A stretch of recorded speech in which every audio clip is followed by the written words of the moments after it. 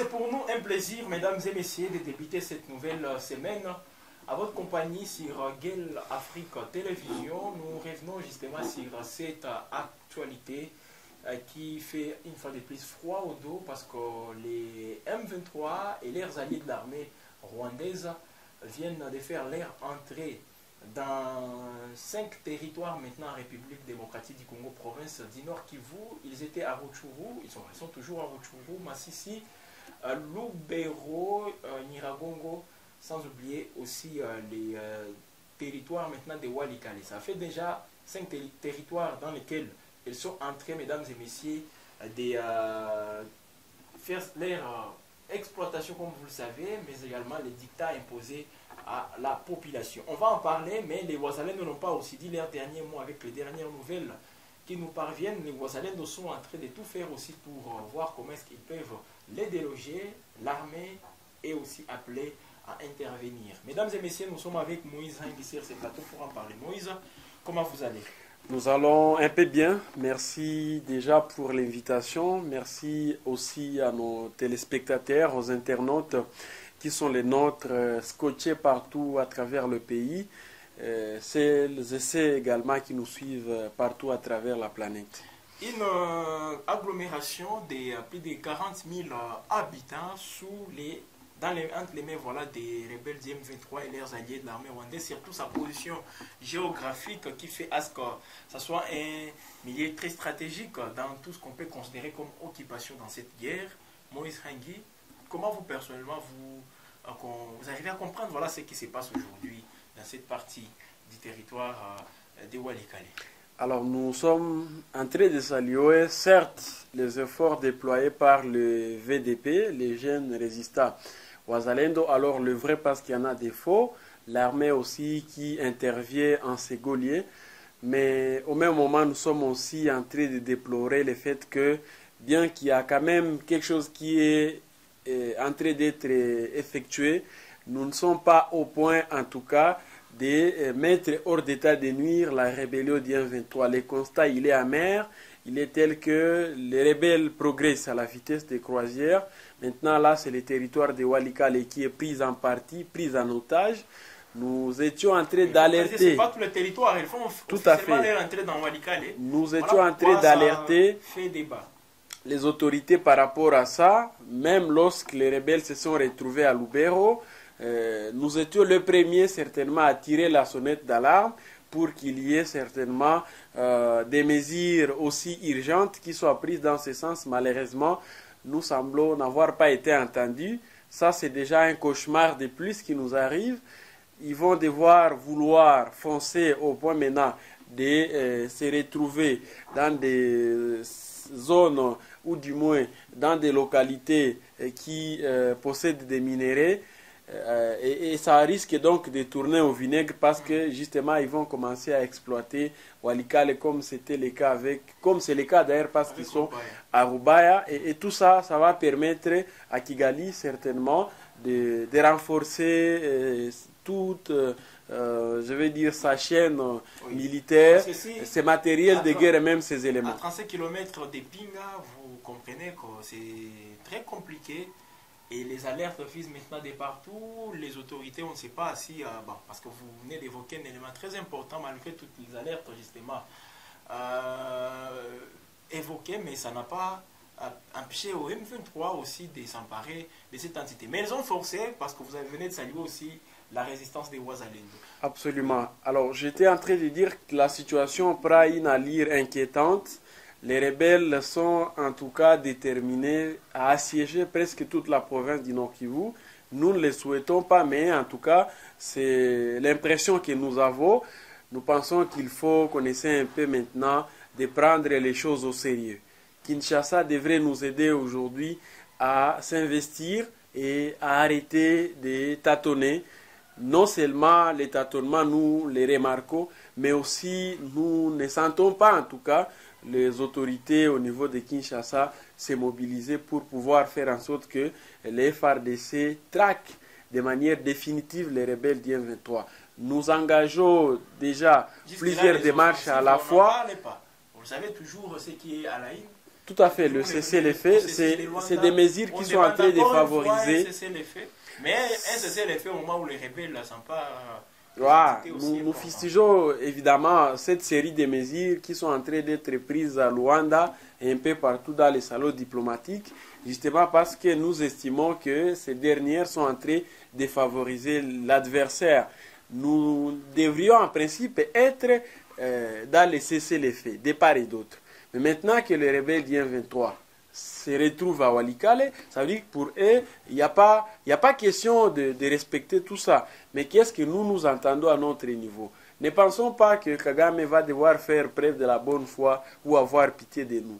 Il a un plat diabolique contre l'Est de la province du Nord Kivu, l'Est de la RDC, très précisément la province du Nord Kivu. Je crois que nous pouvons comprendre ça très simplement.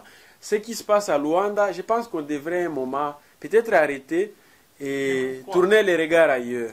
Parce que déjà, c'est un processus qui est caractérisé. Plutôt, moi, je considère que c'est un processus qui est caractérisé par l'hypocrisie et la ruse, surtout de la part du Rwanda. Et au travers de tout cela, nous ne pouvons pas nous entendre à un miracle. Nous ne pouvons vraiment pas nous entendre à quelque chose de spécial.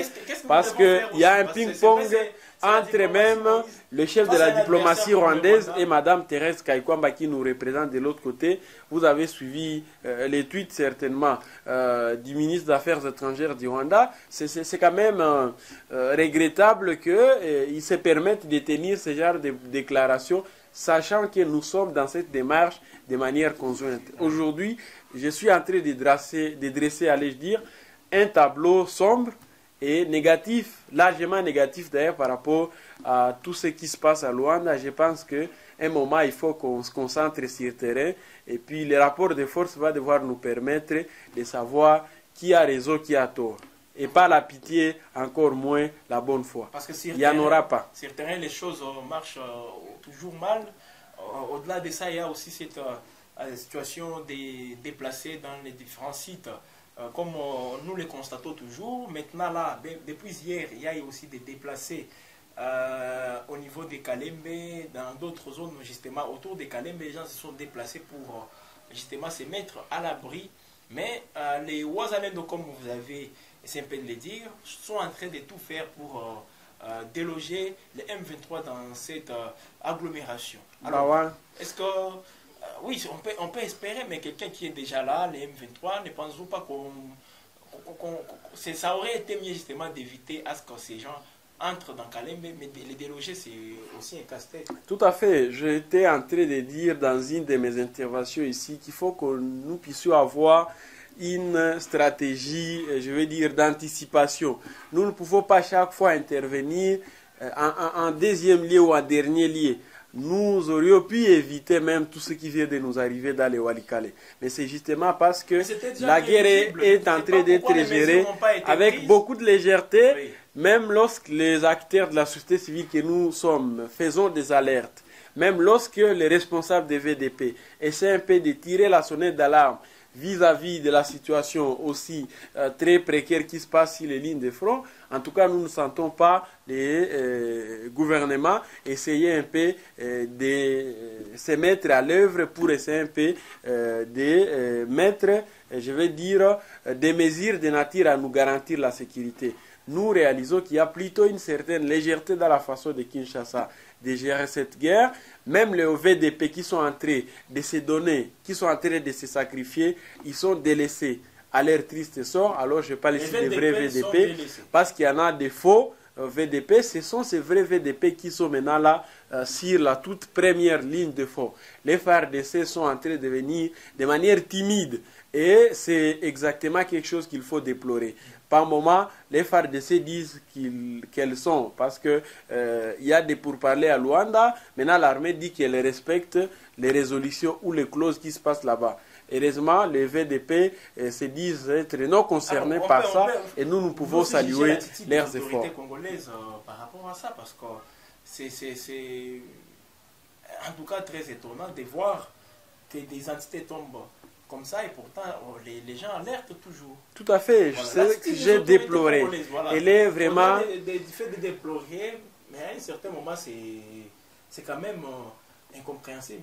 Absolument, c'est de l'indifférence, c'est de la légèreté et c'est de l'irresponsabilité. Permettez-moi les termes, ça paraît un peu lourd, mais je crois qu'il y a lieu de mettre en cause en tout cas l'attitude des autorités au niveau de Kinshasa. Aujourd'hui, dans d'autres pays, si on était sérieux, le ministre de la Défense se retrouverait ici au niveau de la province du Nord Kivu. Mais est-ce que c'est le cas? Absolument pas.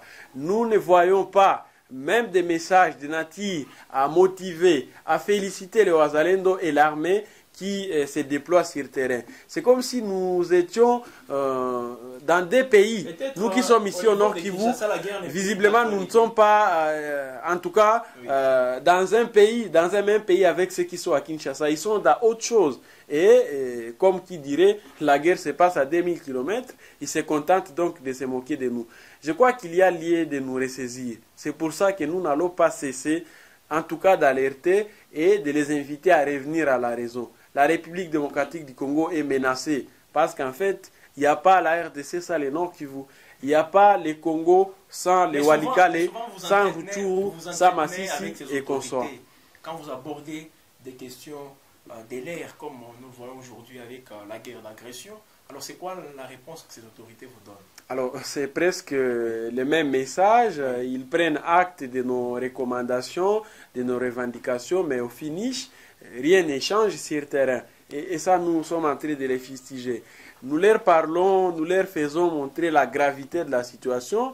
On remarque qu'elles sont vraiment attentives, mais aussitôt les entretiens terminés, la situation redevient la même. Donc, déjà jusque-là, on n'est pas satisfait même de la réponse, de l'action gouvernementale vis-à-vis de cette guerre. Dire que nous avons besoin de voir le ministre de la Défense et des Péchés ici, ce n'est pas pour que nous puissions nous entretenir avec lui. Absolument pas. Il peut juste venir ici, nous n'allons même pas nous voir, mais sa présence aux côtés des FARDC, aux côtés de Wazalendo, va encore une fois donner un peu plus de morale, un peu plus certainement du courage aux hommes en uniforme qui sont engagés sur toute la ligne de front. En plus, lorsqu'il se déploie ici lui-même, il va vivre la situation au quotidien. Mais lorsqu'il est à 2000 km, peut-être qu'il ne se sent pas touché.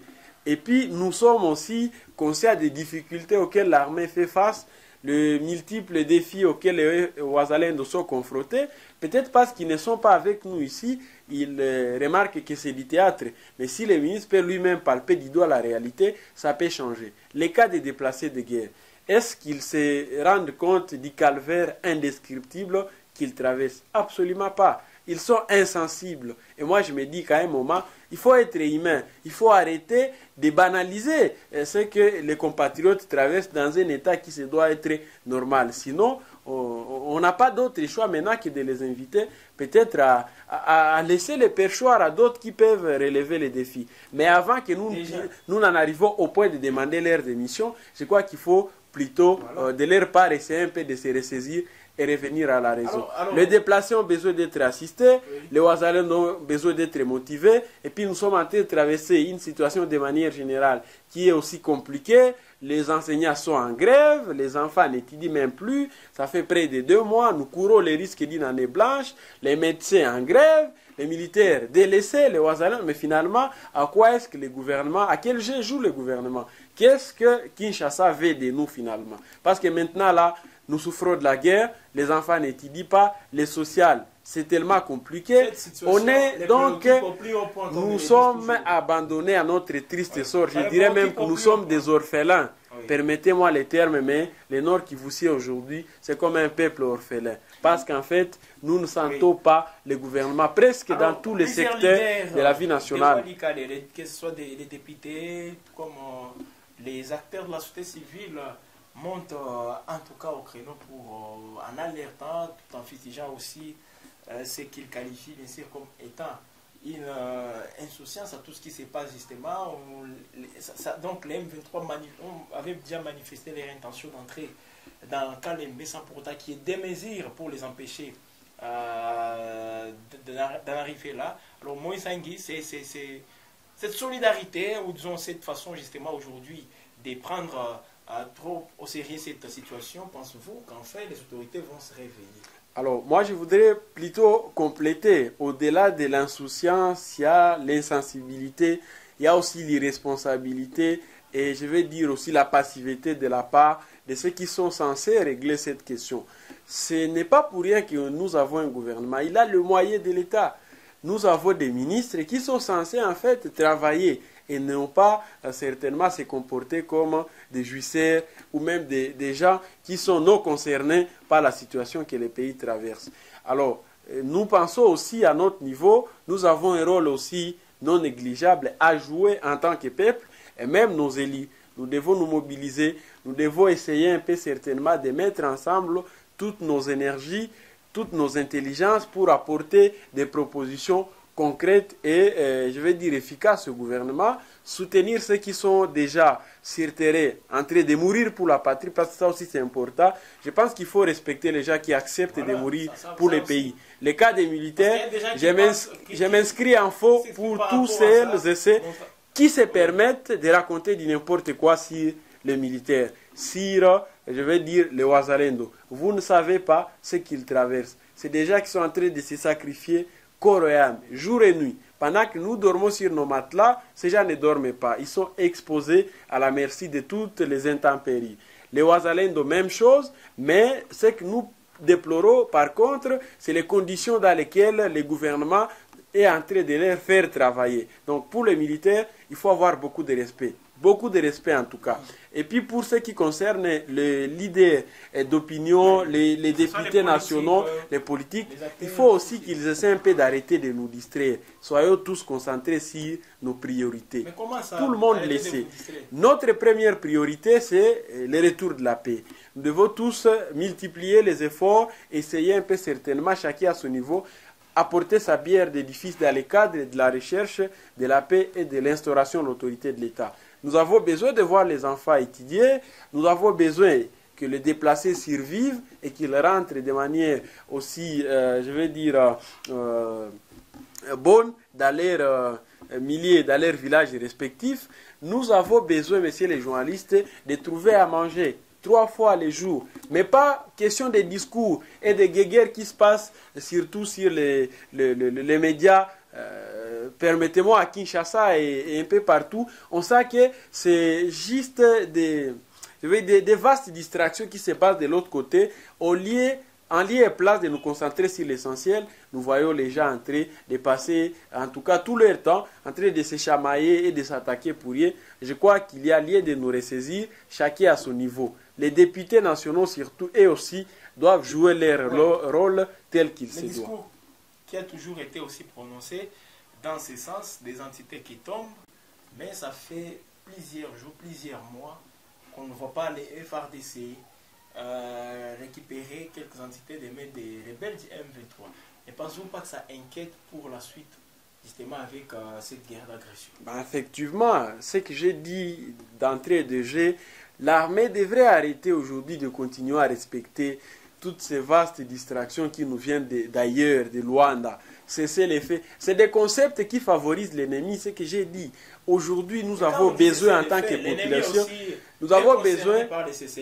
Ah bon, mais maintenant ils se retrouvent à Walikale pendant que nous sommes dans la période de cesser les faits. Ça veut dire qu'ils sont en train de se battre.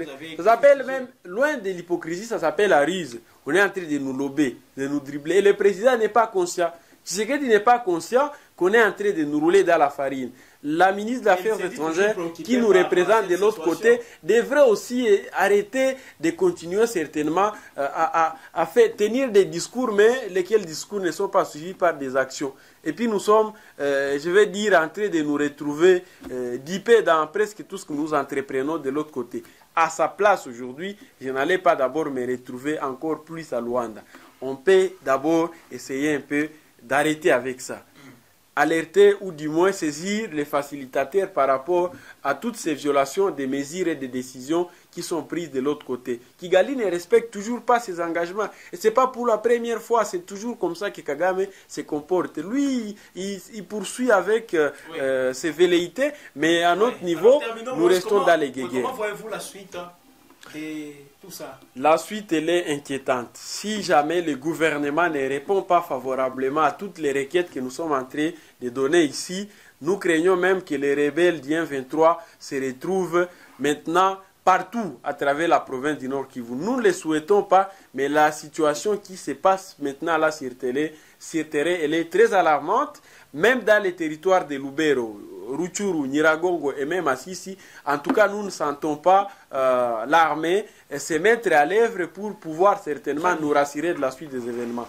Une autre chose très importante dans ça, c'est que nous pensons que le gouvernement doit faire en sorte que la guerre d'agression du Rwanda soit en tout cas la priorité des priorités.